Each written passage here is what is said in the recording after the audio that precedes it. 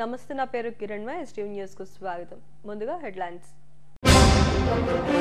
సాంప్రదాయేతర ఇంధన వనరుల వినియోగంతోనే కాలుష్య రహిత సమాజం సాధ్యం. గ్రీన్ ఎనర్జీ జాయింట్ వర్క్షాప్ లో నిపుణుల వెల్లడి. కోడికత్తి శ్రీనుకు ఎట్టకేలకు బెయిల్. విశాఖ సెంట్రల్ జైలు నుంచి విడుదల. ఏపీలో ఎన్నికల హామీలన్నీ గాల్లో కలిసిపోయాయి. జగన్ ప్రభుత్వ తీరుపై మండిపడ్డ పీసీసీ చీఫ్ షర్మిల. అణగారిన వర్గాలకు కూడా మాధ్యమాలు రావాలి. మీడియా సామాజిక న్యాయ సదస్సులో వక్తలు వెల్లడి. సాంప్రదాయేతర ఇంధన వనరుల వినియోగంపై విశాఖలో జాతీయ సదస్సు జరిగింది. ఏడీపీ రాష్ట్ర ప్రభుత్వం సంయుక్తంగా నిర్వహించిన సదస్సులో సౌర విద్యుత్ పరిశ్రమలకు ఎలా వినియోగించాలి తదితర అంశాలపై నిపుణులు చర్చించారు. భవిష్యత్తు అంతా సౌర విద్యుత్, పవన్ విద్యుత్ పైనే ఆధారపడి ఉంది. లో కార్బన్ విడుదల చేసే ఇంధనాన్ని వినియోగించడం ద్వారా కాలుష్యరహిత సమాజాన్ని నిర్మించగలుగుతాం. గ్రీన్ ఎనర్జీని ప్రోత్సహించే క్రమంలో కేంద్ర ప్రభుత్వం ఎన్నో కార్యక్రమాలను అమలు చేస్తోంది. ఇటీవలే ప్రధాని సూర్యోదయ యోజన పథకాన్ని అమలులోకి తెచ్చారు. విశాఖలో పెద్ద ఎత్తున పరిశ్రమలు ఉన్న నేపథ్యంలో ఆయా పరిశ్రమల్లో సౌర విద్యుత్ను ఏ విధంగా వినియోగించాలి అన్న అవకాశాలు ఎలా ఉన్నాయి, ఆర్థిక వనరులు తదితర అంశాలపై బీచ్ రోడ్లోని హోటల్లో జాతీయ సదస్సు నిర్వహించారు. సదస్సులో NEDCAP MD Ramana Reddy, ADB director doctor Pradeep Tharakan, CII Godrej green business centre ED K Venkatagiri తదితరులు ప్రారంభ ఉపన్యాసం చేశారు. గ్రీన్ ఎనర్జీ ఆవశ్యకత, ప్రపంచ వ్యాప్తంగా అందుబాటులో ఉన్న పరిజ్ఞానం తదితర అంశాలపై ప్రసంగించారు. పరిమితంగా ఉండే ఇంధన వనరులను ప్రత్యామ్నాయంగా గ్రీన్ ఎనర్జీని వినియోగించుకునేందుకు ఎన్నో అవకాశాలు ఉన్నాయని నెట్క్యాప్ ఎండీ రమణారెడ్డి, ఈపీడీసీఎల్ సీఎండీ పృథ్వీతేజ్లు తెలిపారు. విశాఖలో ఉన్న మేజర్ పరిశ్రమల్లో గ్రీన్ ఎనర్జీని పూర్తి స్థాయిలో అమలు చేయగలిగితే కాలుష్య నివారణ సాధ్యమవుతుందన్నారు. దీనిపై ప్రజలు కూడా అవగాహన పెంచుకోవాలన్నారు. సోలార్ ఎనర్జీని వినియోగించుకోవాలనుకుంటే ప్రభుత్వం కూడా సబ్సిడీ ఇస్తోందని చెప్పారు. సో విశాఖపట్నంలో ఈరోజు మనకు port led growth and also green initiatives, that means green hydrogen, renewable energy usage, so వాటి మీద గ్లోబల్ అవైలబుల్ టెక్నాలజీ ఏంటి, ఆపర్చునిటీస్ ఎలా ఉన్నాయి, సో ఆంధ్రప్రదేశ్లో ఆపర్చునిటీస్ ఏమున్నాయి, సో దీని గురించి కాన్ఫరెన్స్ జరుగుతుంది. So ADB and also government of AP jointly and also in collaboration CII jointly we are organising this event. So event వల్ల ఏంటంటే మనకు గ్లోబల్లీ సో బెటర్ టెక్నాలజీస్ ఎలా ఉన్నాయి, తర్వాత మనకు ఫైనాన్సింగ్ సోర్సెస్ ఏమున్నాయి, సో ఎక్కడెక్కడ మనకు ఇమీడియట్గా స్విచ్ ఓవర్కు ఆపర్చునిటీస్ ఉన్నాయి. ఫర్ ఎగ్జాంపుల్ మనకు ఫర్టిలైజర్ ప్లాంట్స్ ఉన్నాయి, అలాగే మనకు రిఫైనరీ ఉంది, అలాగే స్టీల్ ప్లాంట్ ఉంది. సో ఇవి కాకుండా ఇంకా మనకు చాలా ఇండస్ట్రీస్ ఉన్నాయి. ఎక్కడైతే మనకు చేంజ్ ఓవర్ కన్వెన్షనల్ ఎనర్జీ నుంచి గ్రీన్ హైడ్రోజన్కి గ్రీన్ ఎనర్జీకి, that is one change over. రెండోది ఎక్కడైతే హైడ్రోజన్ ఆల్రెడీ వాడుతున్నారో మామూలుగా ట్రెడిషనల్ హైడ్రోజన్, సో ఆ హైడ్రోజన్ ప్రొడక్షన్లో వీఆర్ ఎమిటింగ్ CO2. సో అలా కాకుండా ఇప్పుడు we're generating green hydrogen. So green హైడ్రోజన్లో there is no emission of CO2, కాబట్టి మనకు అల్టిమేట్గా పొల్యూషన్ లెవెల్ తగ్గుతుంది. సో అల్టిమేట్గా టోటల్గా కాన్సెప్ట్ ఏంటంటే డీకార్బనైజేషన్ పాత్, సో లో కార్బన్ పాత్వేస్, లో కార్బన్ టెక్నాలజీస్ అన్నీ వాడుకోవాలి. సో అల్టిమేట్లీ టోటల్గా all this put together will lead to A concept of net zero emission economy by 2070. That was the target fixed by Honorable Prime Minister of India in the COP26 summit in the Glasgow last couple of years back. So కాబట్టి మనకి ఇలాంటి technologies అన్నీ కూడా actively మనం everybody has to take initiative and everybody has to contribute their part. So it is not single person or single organisation effort to reach the target of net zero emission by 2070. Every industry, every activity, every lifestyle activity also, like small changes in the lifestyle also will reduce the carbon footprint and reduce the pollution levels. దానికోసం మన honourable prime minister గారు కూడా mission life అనే event launch చేశారు, ఒక moment, it's a national moment. కాబట్టి ఇవన్నీ కూడా ultimately they will lead to achievement of decarbonisation and net zero emission economy by 2070.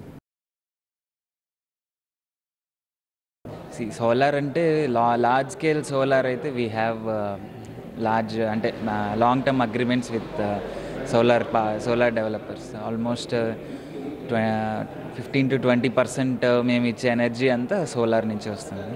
So roof top సోలార్కి అంటే domestic consumers, industrial commercial consumers వాళ్ళకి roof top సోలార్కి ఏదైతే government ministry MNRE subsidies ఏవైతే వస్తున్నాయో వాటిని మనం ఫెసిలిటేట్ చేస్తున్నాం. Almost 100 megawatts of roof top solar అంటే అది ఆల్రెడీ ఇన్స్టాల్ అయ్యింది.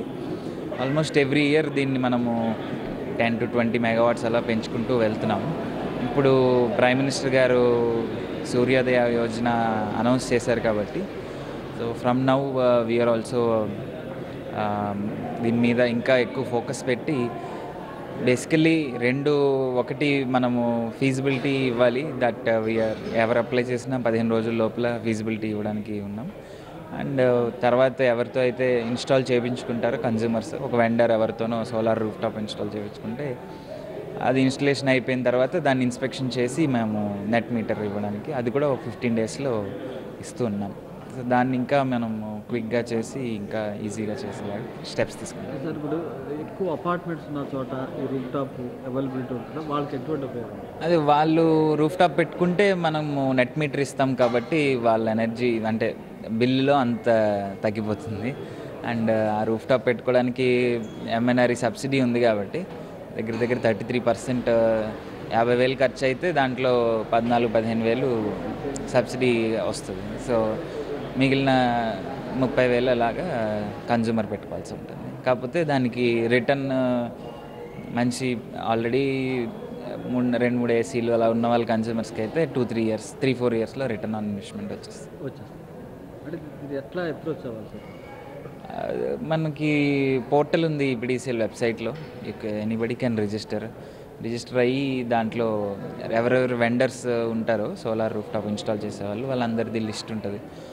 సో త్రూ దట్ మనం ఎవరి ద్వారా పెట్టించుకుందామని వెండర్ని సెలెక్ట్ చేసుకుని జస్ట్ అప్లికేషన్ పెడితే ఆటోమేటిక్లీ ప్రాసెస్ అంతా. విశాఖలో నిర్వహించిన జాయింట్ రీజనల్ వర్క్షాప్లో ప్రభుత్వ పరిశ్రమల శాఖ కార్యదర్శి డాక్టర్ యువరాజ్ వర్చువల్ విధానంలో ప్రసంగించారు. ఈ వర్క్షాప్లో సుజా బయోటెక్ ఎండి లక్ష్మీప్రసాద్, పరిశ్రమల శాఖ commissioner Rajeshwar Reddy, ADB senior energy specialist Stephen పీటన్ తదితరులు పాల్గొన్నారు. ఎట్టకేలకు కోడికత్తి శ్రీనివాస్కు బెయిల్ మంజూరైంది. విశాఖ సెంట్రల్ జైలు నుంచి విడుదలయ్యారు. 2018 అక్టోబర్ 25ను విశాఖ విమానాశ్రయంలో అప్పటి ప్రతిపక్ష నేతగా ఉన్న జగన్పై దాడి కేసులో శ్రీనివాస్ను పోలీసులు అరెస్టు చేశారు. ఏపీ హైకోర్టు షరతులతో కూడిన బెయిల్ను మంజూరు చేయడంతో శ్రీనివాస్ జైలు నుంచి విడుదలయ్యారు. దళిత సంఘాల నాయకులు ఆయనకు స్వాగతం పలికారు. తనకు అన్ని విధాలా సహకరించిన అన్ని సంఘాల నాయకులకు శ్రీను ధన్యవాదాలను తెలిపారు. అన్ని సంఘాల నాయకులకి అలాగే మీడియా వారికి కూడా అలాగే నాకు బెయిల్ మంజూరు చేసిన న్యాయస్థానం వారికి కూడా ప్రత్యేక కృతజ్ఞతలు తెలియజేస్తున్నాను సార్. ఏపీలో హామీలన్నీ గాలి కొదిలేశారని పీసీసీ చీఫ్ షర్మిల మండిపడ్డారు. ముఖ్యమంత్రి జగన్పై విరుచుకుపడ్డారు. అనకాపల్లి జిల్లా నాతవరం మండలం ములుగపూడి గ్రామంలో జరిగిన రచ్చబండ కార్యక్రమంలో ఆమె పాల్గొన్నారు. అలా మాట్లాడుతూ మాట తప్పం మడం తిప్పం అంటూ జనాన్ని మోసగించారని జగన్ని విమర్శించారు. జాబ్ క్యాలెండర్ అంటూ నిరుద్యోగులను మోసగించి ఇప్పుడు మెగా డిఎస్సీ అంటూ దగా చేస్తున్నారని మండిపడ్డారు. ఈ 5 ఏళ్లు ప్రత్యేక హోదాపై మాట్లాడకుండా వైసీపీ ఎంపీలు గాడిదలను కాస్తున్నారా అంటూ మండిపడ్డారు. టీడీపీ వైసీపీలతో బీజేపీ ట్రయాంగిల్ లవ్ స్టోరీ నడుస్తోందని విమర్శించారు. ములుగపూడి గ్రామస్తులకి చేరి వచ్చిన ప్రతి అక్కకు, ప్రతి చెల్లికి, ప్రతి అమ్మకు, ప్రతి అయ్యకు, ప్రతి అన్నకు, ప్రతి తమ్ముడికి మీ రాజశేఖర రెడ్డి బిడ్డ శిరస్సు వంచి చేతులు జోడించి మనస్ఫూర్తిగా నమస్కరించుకుంటాం.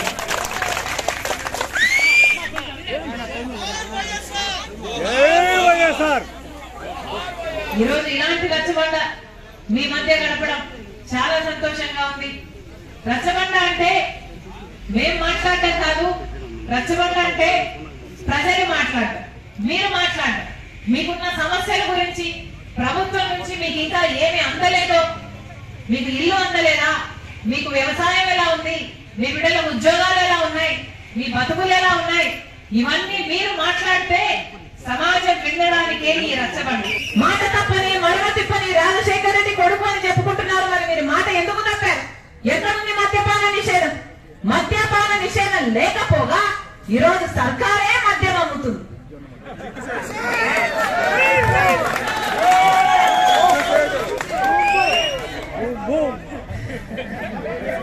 సర్కారే మద్యం అమ్ముతుంది. వాళ్ళు అమ్మిందే కొనాలి. వాళ్ళకి ఎంత అమ్ముతే అంతకే కొనాలి. వాళ్ళు రెట్టింపు ధర పెడితే రెట్టింపు ధరకు కొనాలి. వాళ్ళు భూము అమ్మితే భూము కొనాలి. వాళ్ళు స్పెషల్ స్టేటస్ అమ్మితే స్పెషల్ స్టేటస్ కొనాలి. వాళ్ళు మెగా డిఎస్సీ కూడా మెగా డిఎస్సీ అమ్మితే మెగా డిఎస్సీ కొనాలి. ఎక్కడైనా నీ వాగ్దానం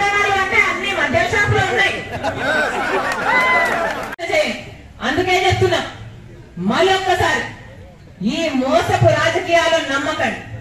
ఒకరేమో ప్రత్యక్షంగా బీజేపీ పార్టీతో పొత్తు పెట్టుకోబోతున్నారు చంద్రబాబు గారు, ఇంకొకరేమో పరోక్షంగా జగనన్న గారు ఎప్పటి నుంచో పొత్తుంది బీజేపీ పార్టీ.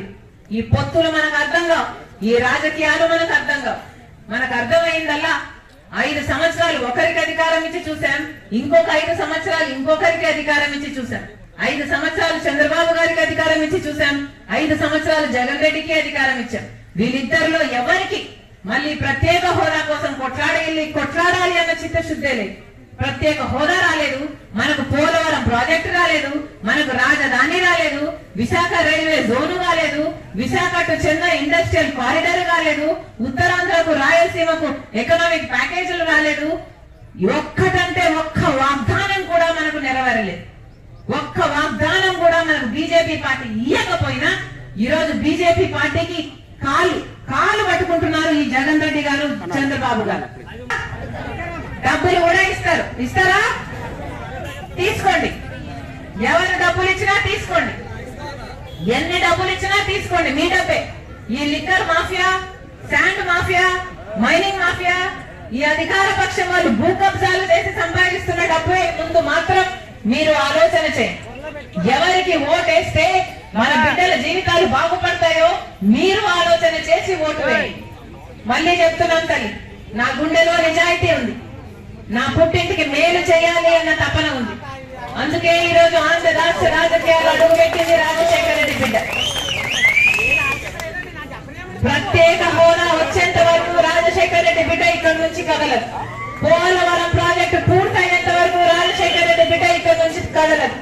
మనకు రాజధాని, బ్రహ్మాండమైన రాజధాని సాకారం అయ్యేంత వరకు రాజశేఖర రెడ్డి బిడ్డ ఇక్కడి నుంచి కదలదు. మీ అందరూ ఆశీర్వదించండి. మనం చెయ్యి కలిపితే ఇదంతా సాధ్యం చేసుకోవచ్చు. కాంగ్రెస్ పార్టీ మీ పార్టీ, కాంగ్రెస్ పార్టీ రాజశేఖర రెడ్డి గారి పార్టీ, కాంగ్రెస్ పార్టీ మన పార్టీ. దేశంలోని తొలి పాత్రికేయుడు డాక్టర్ బిఆర్ అంబేద్కర్ అని AP journalism college director Satish Chandra అన్నారు. అంబేద్కర్ భవన్లో మీడియా సామాజిక న్యాయం అనే అంశంపై అంబేద్కర్ మెమోరియల్ సొసైటీ ఆధ్వర్యంలో నిర్వహించిన సదస్సుకు ఆయన ముఖ్య అతిథిగా హాజరయ్యారు. అణగారిన వర్గాలకు కూడా మాధ్యమాలు రావాలని ఆకాంక్షించారు. బోర్డర్లో దేశభక్తి ఉంటే మతోన్మాద పార్టీలు రామభక్తిని దేశమంతా ప్రచారం చేస్తున్నాయని మండిపడ్డారు. అంబేద్కర్ సాధించిన విజయాలను ఆనాటి పత్రికలు పరాజయాలుగా రాశాయన్నారు. బలహీన వర్గాల వారి కోసం మూక్ నాయక్ పత్రికను ఆ రోజుల్లో నడపడం అంబేద్కర్ సాహసానికి నిదర్శనమన్నారు. ప్రజల్ని జాగృతం చేయడానికి ఆయన చదవని అంశం లేదని అన్నారు. మీడియా ప్రస్తుతం 4th ఎస్టేట్ గా కాకుండా రియల్ ఎస్టేట్ గా మారిందని ప్రొఫెసర్ బాబీ వర్ధన్ ఆవేదన వ్యక్తం చేశారు. ఈ కార్యక్రమంలో లీడర్ సంపాదకులు Ramanamurthy, AU professor Satyapal, Prasad, Pragna, Ambedkar memorial society అధ్యక్షుడు బొడ్డు కళ్యాణరావు తదితరులు పాల్గొన్నారు. అధ్యయనం చేసిన ఎందరో మహనీయుల స్ఫూర్తితో ఆ కార్యక్రమం సజావుగా పూర్తి చేశాం. ఇవాళ 2 సందర్భాలను పురస్కరించుకొని అంబేద్కర్ ట్రస్ట్, మెమోరియల్ ట్రస్ట్ ఈ కార్యక్రమాన్ని ఏర్పాటు చేశాం. ఒకటి, మన భారత రాజ్యాంగం అమల్లోకి వచ్చి వజ్రోత్సవాలు జరుపుకుంటున్న సందర్భం ఒకటి. మనం ఇంత స్వేచ్ఛగా, ఎంతో నిర్బంధం ఉన్నా కూడా ఎంత స్వేచ్ఛగా మాట్లాడడానికి మనకి ఈ మైకు పట్టుకునే అవకాశాన్ని అందించిన మహనీయుడు డాక్టర్ బిఆర్ అంబేద్కర్ గారి ఆశీస్సులతో మనం ఇదంతా మాట్లాడగలుగుతున్నాం. ఒక చిన్న విజ్ఞప్తి, మఫ్టీలో ఎవరైనా మన సోదరులు, పోలీస్ సోదరులు ఉంటే కేవలం మేము మాట్లాడిన వాస్తవాలను మాత్రమే అందించండి, లేకపోతే మా మీద అర్బన్ నక్సలైట్ అని చెప్పి మళ్ళీ ఏదో ఒక బిరుదు తగిలించే అవకాశం ఉంది. దయచేసి అలాంటిది ఏం లేదు. మేము అట్టడుగు వర్గాల వాళ్ళం, వాయిస్లెస్గా మేము అందరం అనుకుంటున్నాం. మా వాయిస్ని కూడా మీరు అప్పుడప్పుడు వినండి అని చెప్పి మీకు విజ్ఞప్తి చేస్తూ, ఆ పత్రికలు అది సిద్ధించింది అనుకున్నాం, ఆ లక్ష్యం సిద్ధించింది అనుకున్న తర్వాత వాటిని ఆపేశారు. ఎందుకంటే అవి ఇంకా ఉంటే దాన్ని వ్యాపారాత్మకంగా మార్చే అవకాశం ఉంది కనుక వాటిని ఏ లక్ష్యంతో ప్రారంభించారు ఆ లక్షణాలు పుణికిపుచ్చుకుని ఆ పత్రికలు కొనసాగించి తద్వారా ప్రజలను జాగృతం చేసి ఆ పర్పస్, ఆ ఉద్దేశం పూర్తయింది అనిపించిన తర్వాత మాత్రమే ఆ పత్రికలను, మీకు తెలుసు ఒక పత్రిక నిర్వహణ ఎంత సాహసోపేతమో. ఒకటి, అప్పటికి ఇంకా బ్రిటిష్ వారి నిర్బంధకాండ, బ్లాక్ బిల్లులు చాలా తీసుకొస్తున్నారు. అదేదో మనం అంటాం కదా, శ్రీరామ అంటే ఇంకేదో పదం వచ్చేంత భూతిగా వాళ్ళు పత్రికల్ని భూతంగా చూసి చిన్న చిన్న అంశాల పట్ల కూడా వాళ్ళు ఏకంగా రాజద్రోహ నేరాలే మోపేంత దమనకాండ అప్పట్లో అక్షరం మీద ఉంది. అవన్నీ తట్టుకొని ఈ పత్రికలన్నీ ప్రారంభించిన మహనీయుడు డాక్టర్ బిఆర్ అంబేద్కర్. అతను స్పృశించిన అంశం అంటూ ఏది లేదు. ప్రజాస్వామ్యం అని మనం ఇప్పుడు అనుకుంటున్నాం, అది ఎలాంటి ప్రజాస్వామ్యం మనందరికీ తెలిసిందే. ప్రజాస్వామ్య సౌధము నిలబెట్టడానికి 4 ప్రధానమైన అంగాలు: legislature, executive, judiciary and the 4th estate, media. ఈ 4 రంగాలతో పరిచయం ఉన్న వ్యక్తి. చాలా rare of the rare quality అది. ఇన్ని రంగాలతో ఆయనకి పరిచయం ఎలా ఏర్పడింది అంటే, ఆయన చాలా దేశాలు, అప్పటికే రాజ్యాంగాలు నిర్మించుకున్న దేశాలలోని రాజ్యాంగాలను పరిశోధించి శోధించి ఆ తర్వాత మన రాజ్యాంగాన్ని రాయడానికి పూనుకున్నారు. కనుక ఈ మధ్య ఒక వితండవాదవాన్ని కొందరు సన్నాసులు, ఎందుకంటే వాళ్ళు కాషాయ వస్త్రాలు వేస్తున్నారు కనుక వాళ్ళు సన్నాసులు అంటున్నాను, వాళ్ళు ప్రారంభించారు. 230 మంది కలిసి రాశారు. ఒక అంబేద్కర్కే ఎందుకు ఉపయోగిస్తున్నారు అని చెప్పి ఒక అవివేకి, అజ్ఞాని ఈ మధ్య యూట్యూబ్లో మాట్లాడుకునే విన్నాను. ఈ నెల 16న జరిగే పారిశ్రామిక బంద్ను జయప్రదం చేయాలని కోరుతూ స్టీల్ ప్లాంట్లో అఖిలపక్ష కార్మిక సంఘాలు ప్రదర్శన నిర్వహించాయి. ఉక్కులో నూతన వేతన ఒప్పందాలను అమలు చేయాలంటూ నినాదాలు చేశారు. పారిశ్రామిక సమ్మె, గ్రామీణ బంద్ దేశవ్యాప్తంగా జరుగుతోందని నేతలు తెలిపారు. కేంద్రంలోని మోడీ ప్రభుత్వం కార్మిక కర్షక వ్యతిరేక విధానాలను అవలంబిస్తోందని మండిపడ్డారు. సమ్మె బంద్ను విజయవంతం చేయాలని కోరారు.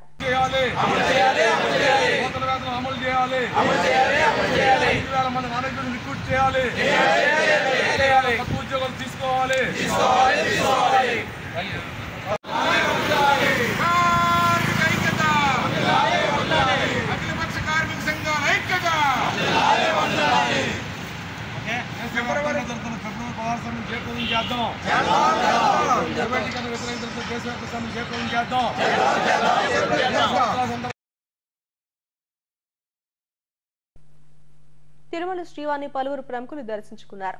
హోంమంత్రి తానేటి వనిత, సినీ హీరో జయం రవి, గోకర్ణ పర్ద, కాళీ మఠాధిపతి విద్యాదాస్ తీర్థ స్వామీజీలు వేరువేరుగా శ్రీవారి సేవలో పాల్గొన్నారు. ఆలయ అధికారులు స్వాగతం పలికి దర్శన ఏర్పాట్లను చేశారు.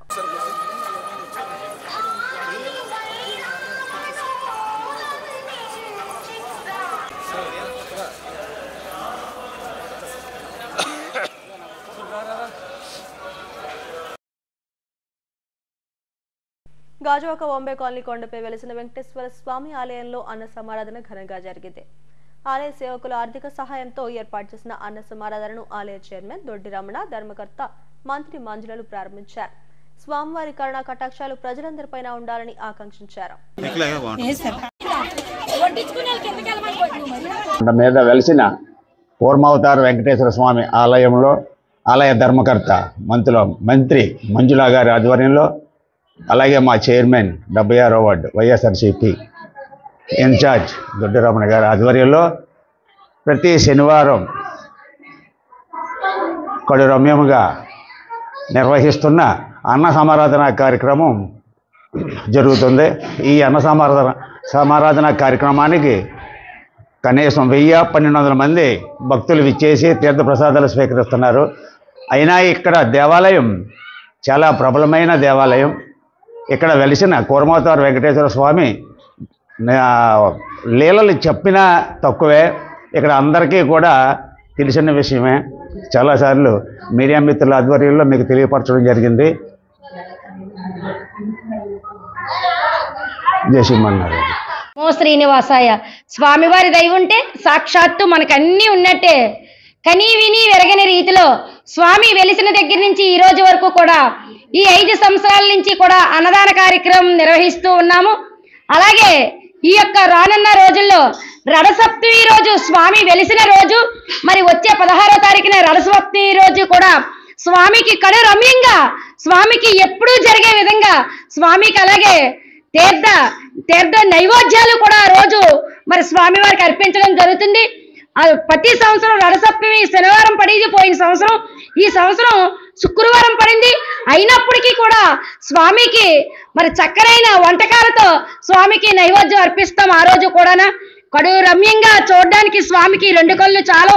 స్వామి ఎలిచి రథసప్తమికి 5 పూర్తి చేసుకొని 6వ సంవత్సరంలో అడుగు పెడుతున్నారు స్వామి.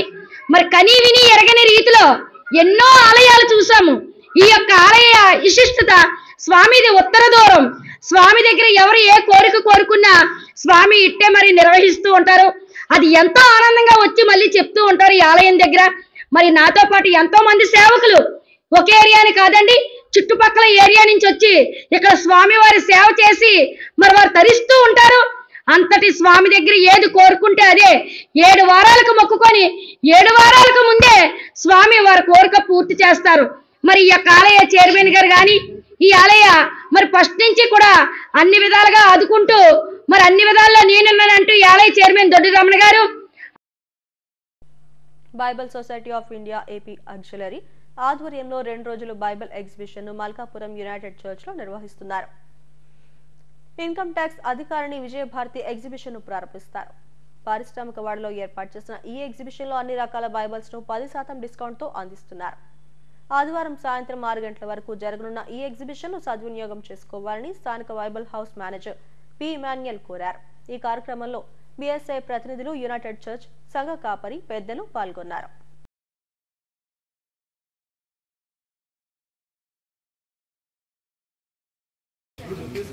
Visakhapatnam Bible society of India తరఫున మరి ఆంధ్రప్రదేశ్ ఆక్సిలరీ తరఫున మరి ఫిబ్రవరి 10, 11 యునైటెడ్ చర్చ్ మల్కాపురంలో బైబిల్ ఎగ్జిబిషన్ ఏర్పాటు చేయడం జరిగింది. దయచేసి ఇండస్ట్రియల్ బ్రాంచ్లో ఉన్న వారి సంఘాలన్నీ కూడా ఈ యొక్క అవకాశం సద్వినియోగం చేసుకుని మరి ఇక్కడ 150 రకాల బైబిల్ ఉన్నాయి. తెలుగు, ఇంగ్లీష్, ఇతర భాషల్లో కూడా బైబిల్ ఉన్నాయి. అవన్నీ కూడా కొనుగోలు చేసుకొని బైబిల్ సొసైటీ పరిచర్యలు మీ అందరూ కూడా పాలుభాగస్తులు అవ్వాలని నేను కోరుకుంటున్నాను. మరి యునైటెడ్ చర్చ్ సంఘం చుట్టూ ఉన్న సంఘాలన్నీ కూడా వచ్చి ఈ యొక్క అవకాశం సద్వినియోగం చేసుకొని ఈ యొక్క చక్కటి అవకాశాన్ని మరి చేజారవించుకోకుండా చాలా అన్ని వెరైటీస్ ఉన్న ఈ యొక్క గ్రంథాలను తీసుకొని ఈ యొక్క బైబిల్ సొసైటీ పరిస్థితులు అందరూ కూడా ఉండాలని కోరుకుంటూ మరి ఈ యొక్క ఎగ్జిబిషన్ని చుట్టుపక్కల వాళ్ళందరూ కూడా ఒక అవకాశంగా భావించి అందరికీ తెలియజేయాలని నేను కోరుకుంటూ ముగిస్తున్నాను. 2 రోజులు ఉంటాయండి. ప్రతిరోజు ఉదయం 10 గంటల నుంచి సాయంత్రం 6 గంటల వరకు ఉంటుంది. ఈ 2 రోజులు కూడా అన్నింటి మీద 10% డిస్కౌంట్ కూడా ఇవ్వడం జరుగుతుంది. ఈ యొక్క అవకాశాన్ని సద్వినియోగంగా కోరుచున్నాం. నగరంలో భారీ ఎత్తున డిఫెన్స్ మద్యాన్ని టాస్క్ ఫోర్స్ పోలీసులు పట్టుకున్నారు. బాలయ్య శాస్త్రి లేఅవుట్ లో గుట్టు చప్పుడు కాకుండా డిఫెన్స్ మద్యాన్ని భద్రపరిచి తరలించి విక్రయిస్తున్న ఓ వ్యక్తిని అరెస్టు చేశారు. అతని నుంచి 78 డిఫెన్స్ మద్యం బాటిల్స్ స్వాధీనం చేసుకున్నారు. ఫోర్త్ టౌన్ పోలీసులు కేసు దర్యాప్తు చేస్తున్నారు.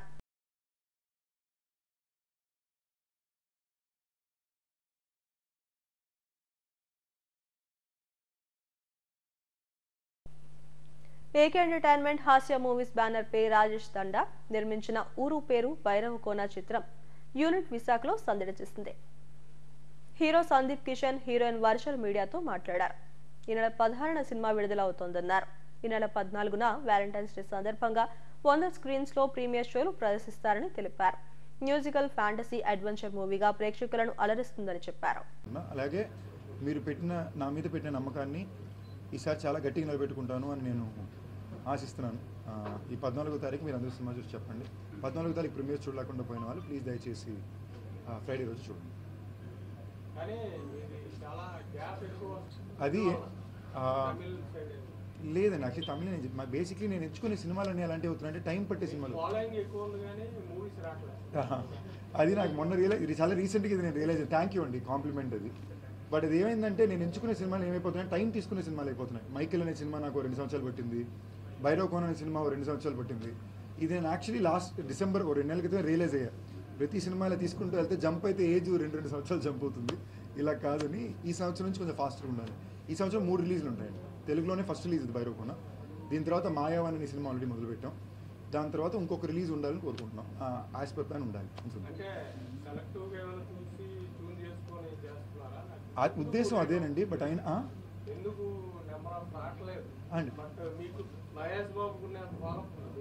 చాలా థ్యాంక్ యూ అండి, వెరీ స్వీట్ ఆఫ్ యూ అండి, నిజంగా వెరీ కైండ్ ఆఫ్ యూ.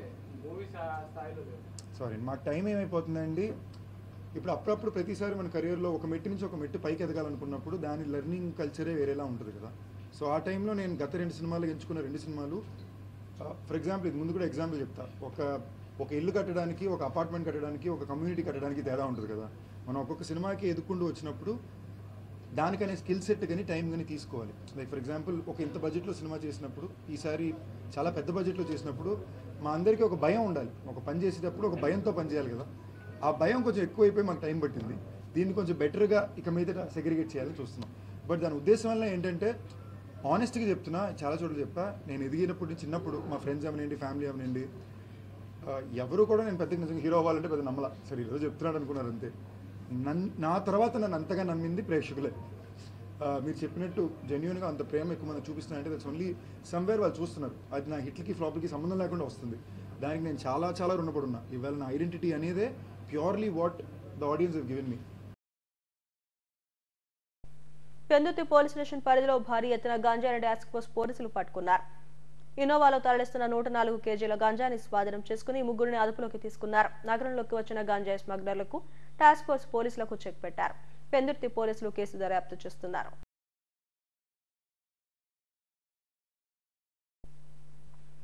విద్యార్థులను ఏ పోటీ పరీక్షకైనా సంసిద్ధంగా తీర్చిదిద్దేందుకు ఎన్ఈఆర్ స్కూల్ ఆఫ్ ఎక్సలెన్స్ చక్కని ప్రణాళికతో ముందుకు వెళ్తోంది. కాన్సెప్ట్ బేస్డ్ ఎడ్యుకేషన్ ను అందిస్తోంది. గ్రామీణ ప్రాంత విద్యార్థులకు సైతం అంతర్జాతీయ స్థాయి విద్యను బోధిస్తోంది.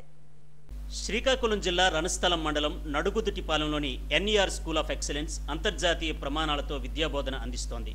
విద్యార్థుల ఓవరాల్ డెవలప్మెంటే లక్ష్యంగా కరిక్యులంను రూపొందించింది. దేశంలో ఏ పోటీ పరీక్షలోనైనా సత్తా చాటేలా విద్యార్థులను తీర్చిదిద్దుతోంది.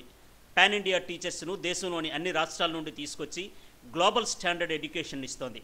పోటీ పరీక్షలకు చాలా పాఠశాలలు 6వ తరగతి నుండే ఒత్తిడి పెంచే విధంగా శిక్షణ ఇస్తాయి. ఎన్ఈఆర్ స్కూల్ ఆఫ్ ఎక్సలెన్స్లో 16 సంవత్సరాలు దాటిన విద్యార్థులకే జాతీయ స్థాయి పోటీ పరీక్షల్లో విజయం సాధించేలా తర్ఫీదునిస్తారు.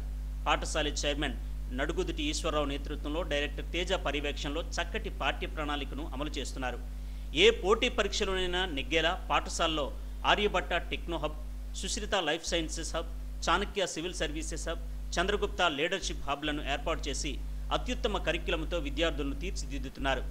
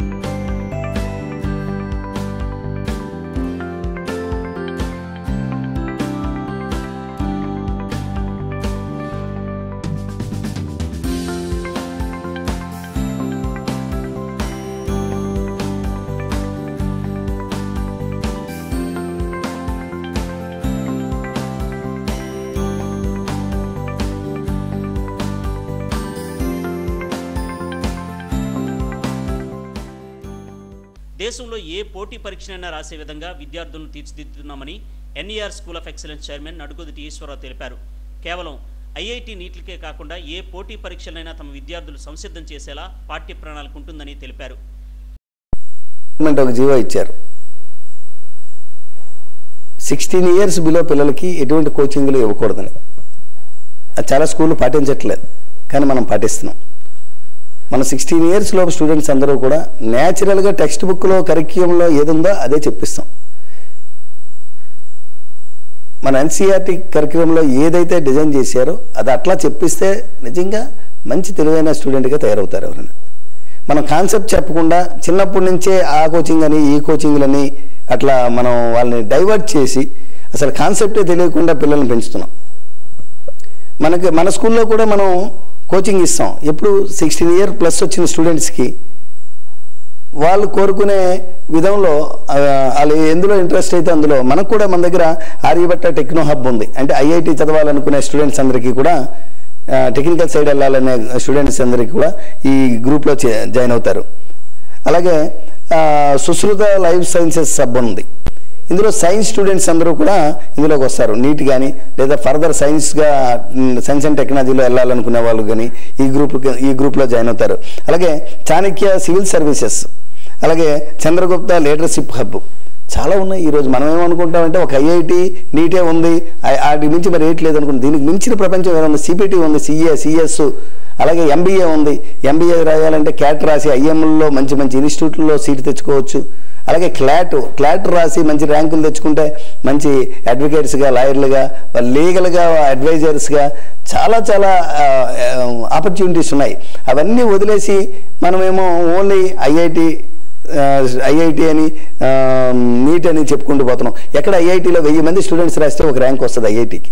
అలాగే ఈ 6-7 వేల మంది స్టూడెంట్స్ రాస్తే ఒక ర్యాంక్ వస్తుంది నీట్కి. అదే మిగతా పిల్లలందరూ, ఈ కోచింగ్కి వెళ్ళిన పిల్లలందరూ, కోచింగ్ తీసుకున్న పిల్లలందరూ మిగతా వాళ్ళు ఏమవుతున్నారు? అట్లా ఏదో ఒకదానికి పరిమితం కాకూడదు. వాళ్ళు డిసప్పాయింట్ అయిపోయి ఏదో ఒకటి చదివేలే అన్నట్టు చదవకుండా అట్లా కాకూడదు. మనం చదివిన నీట్ అయినా రావాలి, ఎన్ఐటి అయినా రావాలి, లేకపోతే క్లాట్ అయినా రాయొచ్చు, సిబిటి అయినా రాయొచ్చు. ఇవేవి కాకపోతే సివిల్స్ ఉంది అన్నిటికన్నా బెస్ట్ అల్టిమేట్ థింగ్ సివిల్స్ అనేది. దానికోసం మనం అవగాహన కల్పించట్లా పిల్లలకి. నార్మల్గా డిగ్రీ చేసుకొని సివిల్స్ రాసి మంచి కోచింగ్తో సివిల్స్ ర్యాంకులు తీసుకున్న వాళ్ళు కూడా చాలామంది ఉన్నారు. మన school NER school of excellence ఆల్రౌండర్గా తయారు చేస్తుంది. ఏ నేషనల్ టెస్ట్నైనా రాయగల సత్తా, ధైర్యం ఎన్ఈఆర్ స్కూల్ ఆఫ్ స్టూడెంట్స్కి ఉంది. మనం స్పెషల్గా ఇక్కడ సివిల్ సర్వీసెస్కి మంచి కోచింగ్ ఇవ్వడం జరుగుతుంది. ఢిల్లీ నుంచి మంచి ఫ్యాకల్టీని తీసుకొచ్చి, specialised faculty for civils coaching వాళ్ళని తీసుకొచ్చి ఇక్కడ మనం డిగ్రీతో పాటు సివిల్స్ కోచింగ్ కూడా మనం ఏర్పాటు చేసే ప్లాన్లో ఉన్నాం. అది ముందుగా అదే జరుగుతుంది. దానికి తగ్గ మనం అంతా గ్రౌండ్ ప్రిపేర్ అవుతున్నాం. మన పిల్లల్ని కూడా ఆ విధంగా సివిల్స్కి ప్రిపేర్ అవ్వాలంటే, సివిల్స్ టచ్ చేయాలంటే కాన్సెప్ట్ ఉండాలి. ఫస్ట్ కాన్సెప్ట్ లేకుండా సివిల్స్ టెస్ట్ రాయలేరు. మనం చాలామంది సివిల్స్ కోచింగ్కి వెళ్తున్నప్పుడు ముందు ఆ కోచింగ్ సెంటర్లు చెప్తాయి, ముందు నువ్వు వెళ్ళి 3rd క్లాస్ నుంచి డిగ్రీ వరకు అన్ని పుస్తకాలు మరొకసారి పూర్తిగా చదివిరా అంటారు.